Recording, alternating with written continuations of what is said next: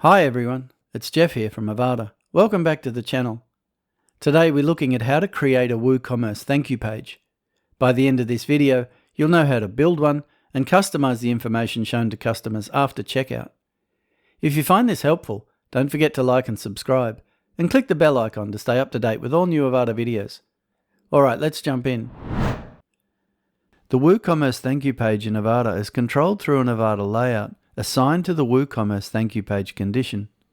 Inside that layout, you can use several dedicated Woo order elements to display customer details, order information, downloads, and more. In addition to these elements, there are also a large number of Woo dynamic data endpoints you can add to a text block or title element to pull specific details such as the user's name, address, and many other things. I've imported the Avada restaurant pre-built site here, and I'm on the takeout menu page. I've set up a payment method so I can complete an order, and for demonstration purposes I've also made a downloadable product. But to set up my page, I need to start with the Avada Layout Builder, found at Avada Layouts. Okay, here you can see the existing layouts this site already uses. We need a new layout for the Woo Thank You page, so I will start by creating a new one. I'll just call it Woo Thanks and click on Create New Layout. As you can see, it's a blank layout. Now I have to add a content layout section and set the conditions for this layout. Because this site is offline, the order we do things here doesn't really matter, but just remember that if you're working on a live site, as soon as you add the conditions, the layout is live, even if it is empty. As always, we recommend using a staging site when making changes to your website. So here I'll set the conditions first. If I mouse over the layout, I can click on Add a Condition, and the only condition I need for this layout is found on the Other tab. Here I will select the WooCommerce thank you page. That's the only page we want this layout to be active on, so once it's saved we can just close this. Just to be clear, we don't actually need to create a thank you page to populate it. What we are doing is connecting a layout to a special Woo page already built into WooCommerce. We also need to make sure that there aren't any other layouts that might interfere with our conditions. Any other layouts using all pages or checkout in the conditions could potentially interfere. The easiest way to deal with this is just to move the thank you page layout to the end of the layouts. Layouts further down the list take precedence over ones higher up, apart from the global layout, of course. Okay, now for the layout content. You can add any layout sections you want to this layout. On this site there is a global header and footer, and I'm happy to use those for this page, but I need a new content layout section, and I also want to add the Woo page title bar layout section that's showing on the other Woo pages on this site. I'll just add that to the page title bar layout section of this layout. Okay, so now for the content layout section. I'll just click on Select Content and create a new layout section. I'll just call this Woo Thanks as well. Now to add the actual content, I just need to edit this layout section. This opens in a new tab in Avada Live, as that's the default builder I have set in my builder options. Okay, here's our content area. If I click on Avada Studio and filter to Thank You, we can see a few examples of a Woo Thank You content layout section here, which is a really quick way to achieve our goal. But for this video, I'll come out of that and build it manually. So the first thing I'm going to do is add a container to the layout section. I'll just add a 1-1 container and column. As there's already page content padding coming from the global options, I'll just remove the top padding of this container. Okay, now I'll just start adding my elements to it. I'll start with a title element. I might just center that. Okay, here I'm going to use one of the many dynamic data endpoints added in Avada 7.15.4. If I click on dynamic data and scroll down to the WooCommerce section, you can see there are a lot of order endpoints. You can use any of these in your thank you page, but here I'm just going to use the order billing first name so I can personalize the title. In the before text, I will just add a salutation, and in the after value, I'll add a bit more text. Under this, I'll just add another title from the library where I've already saved it. Okay, that looks great. Now for the Woo order elements. I'll start with the Woo order additional info element. This displays payment method info and additional info that might be relevant to an order.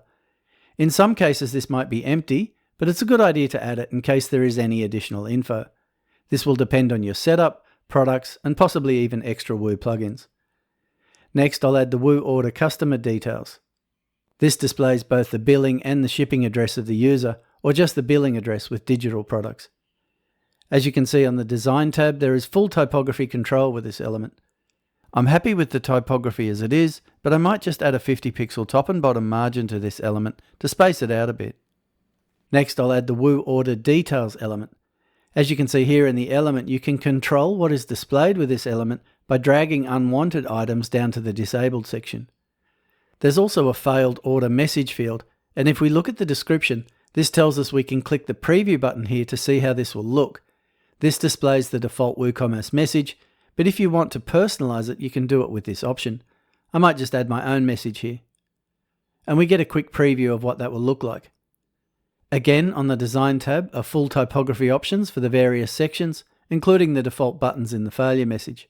I'm happy with the typography, but you can't see that they are buttons here, so I'll make a few changes. I'll make the button text color to be color 1 and the background color to be color 4. On the Hover tab, I'll set the colors to be color 1 and color 5. I'll also set 10 pixels top and bottom padding and 20 pixels left and right padding. I'll leave the border and the button radius, but I might add some more distance from the paragraph and a bit more distance between the buttons. Let's say 20 pixels for both. And I'll add some bottom margin to this element while I'm here. Okay, that's looking good. Now let's move on to our next element. That's the Woo Order Downloads element.